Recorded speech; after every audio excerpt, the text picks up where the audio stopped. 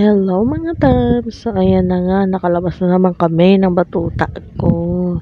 Kasi in-invite na naman kami ng isa sa mga kaibigan ko na mag-volunteer sa isang simbahan kung saan i-assist yung mga bata habang may Bible study.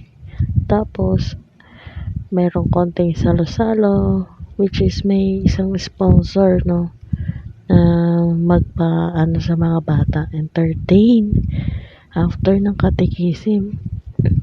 So ayun na nga, may pa-game sila, naghanda sila ng food para sa mga bata. Meron na rin dyang photo booth at saka libreng taho at ice cream. Ayun na nga, no, may birthday ng isa sa mga kasama namin, so kinirate namin siya.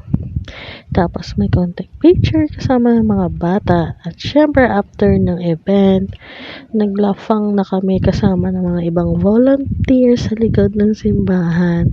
So, habang prepare yan, nagtutulong-tulong na ihanda ang mga pagkain. Hanggang sa nagkainan na kami. Hanggang sa syempre hindi mabawala ang ating traditional balot. Siyempre, hindi ka mawalan. Andyan pa rin kami. So, kasama ko aking patuta. Hinahanap ko yung patuta ko. Kung nasaan. Yung pala nakapila sa may ice creaman. After nyan, nag-uwian na kami. Yun lang. Paalam.